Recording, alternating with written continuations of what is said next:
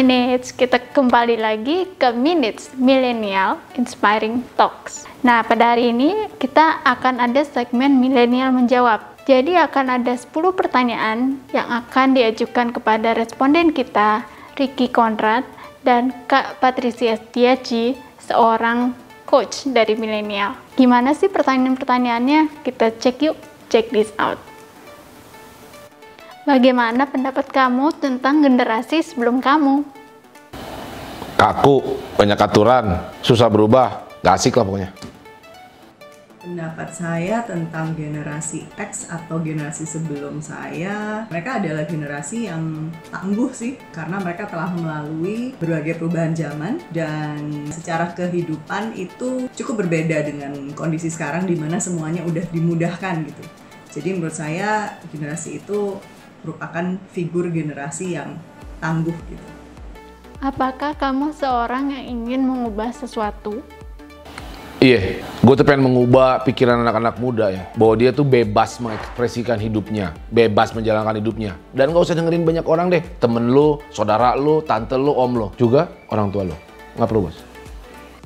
Kalau saya sih tentunya ya, karena saya punya idealisme di mana kalau ada yang bisa saya rubah, maka akan saya rubah. Jadi saya bukan tipe orang yang pasrah dengan status quo, yang ya udah gini aja gitu, enggak. Jadi saya pasti kalau emang ada something yang saya bisa lakukan, baik melalui apa yang saya kerjakan, karir baik ataupun secara profesional, pastinya saya juga akan tetap berusaha sih untuk bisa merubah something menjadi lebih baik.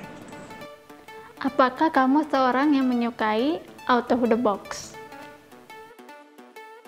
Kalau tentang out of the box, yes. Karena pengalaman saya sebelumnya, saya dituntut untuk sebagai profesional harus bisa memberikan ide, memberikan solusi, memberikan suatu strategi yang memang nggak umum gitu. Karena masalah itu kan berkembang ya. Memang ada pepatah bilang there's nothing new under the sun, which is true gitu ya.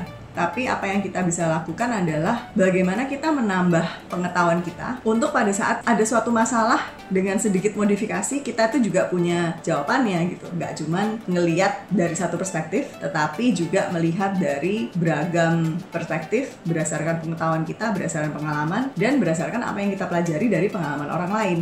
Jadi I think penting banget sih untuk seseorang memiliki skill atau pemikiran perspektif yang sangat luas sehingga kita bisa kasih solusi yang out of the box juga, nggak cuman terbiasa dengan satu solusi itu aja terhadap satu masalah. Iya dong, kalau lu cuma ikut-ikutan, ya lu nggak keren dan nggak keren. Jadi harus out of the box dong, nyatakan, ekspresikan, suka-suka lu aja. Apakah kamu seorang yang menyukai tantangan atau suka stay di comfort zone? Tantangan, karena kalau di zona nyaman itu bikin gua ngantuk. Ingat bos, kecelakaan banyak terjadi ketika lo ngantuk. Jadi mendingan di tantangan. Bagaimana pendapat kamu tentang YOLO dan FOMO?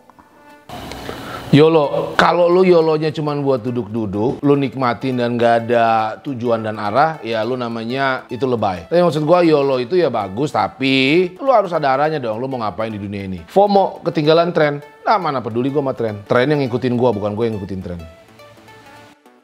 Saya termasuk orang yang believe bahwa yes, we know we live only once. Tapi bagaimana kita approach terhadap pemahaman tersebut itu yang membedakan kan. Ada orang yang karena tahu bahwa yes we live only once, terus kemudian dia malah kayak membahayakan hidupnya, menyia-nyiakan kesempatan, coba ini coba itu yang mungkin belum tentu positif gitu ya. Kalau saya merasa bahwa justru karena saya we live only once gitu ya, dari perspektif saya, ya kita kudu hidupnya bener gitu. Jangan sampai apa yang kita lakukan di masa muda kita membuat kita menyesal di kemudian hari karena it was all the wrong decisions gitu. Jadi itu sih, actually saya nggak ada merasa ketakutan fear of missing out, no. I think saya adalah tipe orang yang sangat perhitungan, dalam artian sangat berhati-hati dalam melakukan suatu planning, dalam melakukan suatu strategi.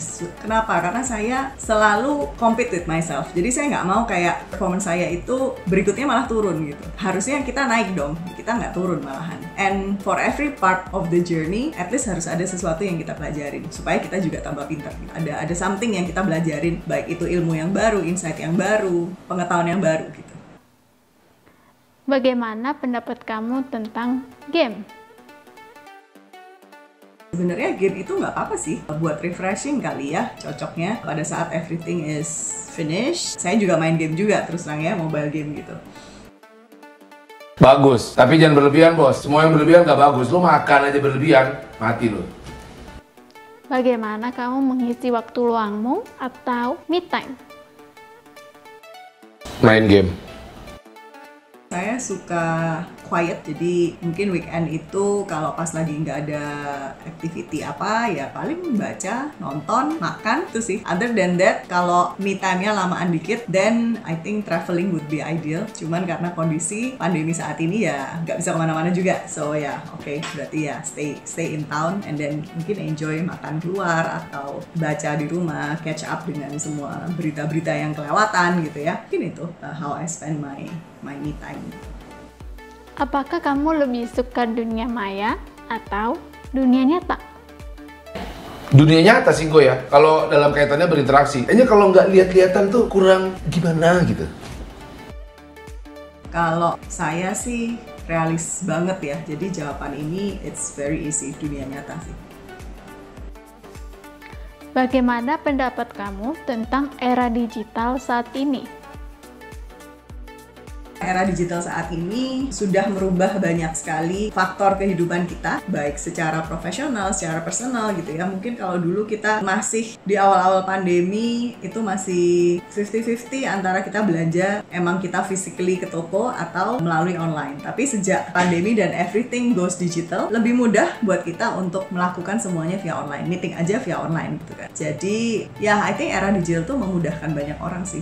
Dan di satu sisi yang lain itu juga merupakan tantangan untuk generasi-generasi yang lebih tua gitu ya, generasi-generasi yang mungkin sekarang usia 70 tahunan itu mungkin mereka akan sedikit struggling sih untuk bisa adapting dengan situasi bahwa mereka nggak bisa ke pasar, takut ketularan gitu kan, dan bahaya juga buat usia mereka gitu. So mungkin buat generasi tersebut agak sedikit menantang buat mereka dan kita harus membantu mereka sih. Cocok banget buat gua karena digital tuh memudahkan, semua jadi simple dan cocok lah buat gua. Bagaimana pendapat kamu tentang kondisi pandemi saat ini? Biasa aja sih, soalnya pandemi ini jadi semakin digital dan kebetulan bos, dagangan gua digital. Kondisi pandemi saat ini tuh merubah perspektif banyak orang sih. Dari yang dulu kita berpikir bahwa meeting tuh kudu offline gitu, harus ketemu orangnya. Tapi pandemi ini menyebabkan kita membuktikan bahwa ternyata kita nggak harus ketemu fisik untuk bisa kita make a deal gitu. Yang kedua adalah cara kerja. Dulu kalau kita punya tim gitu, punya karyawan gitu ya, pinginnya kita ngeliatin mereka gitu kerja, supaya kita tahu mereka kerja. Tapi ternyata setelah kita bekerja secara remote dalam 2 tahun terakhir, itu nggak lagi penting sih. Yang lebih penting adalah outputnya. Prosesnya, apakah mereka bisa melakukan output yang sama, mungkin satu orang butuh 3 jam, satu orang butuh 5 jam, satu orang butuh 1 jam, ya udah nggak apa-apa. Yang penting outputnya dapat, hasil produktivitasnya dapat. Jadi we learn how to trust our team, we learn how to work with ourselves. Di saat dulu kita mungkin pingin berada di satu kantor beramai-ramai, kalau jam makan siang bisa makan siang rame-rame, sekarang we only deal with ourselves. So makanya penting banget untuk kita adaptasinya biar kita bisa survive dan nggak burn out malahan karena di rumah sendirian tiap hari ngeliatin laptop. I think itu pelajaran-pelajaran dari situasi pandemi yang merubah banyak hal dan kehidupan masyarakat kali ini. Gitu sih mungkin. Thank you. Demikian jawaban responden kita pada hari ini. Di episode ke depan akan ada ulasan tentang generasi milenial. Jadi jangan lupa nonton episode selanjutnya ya. Terima kasih sudah menonton program kami dan jangan lupa like, komen, dan subscribe Headset Entertainment. Dadah!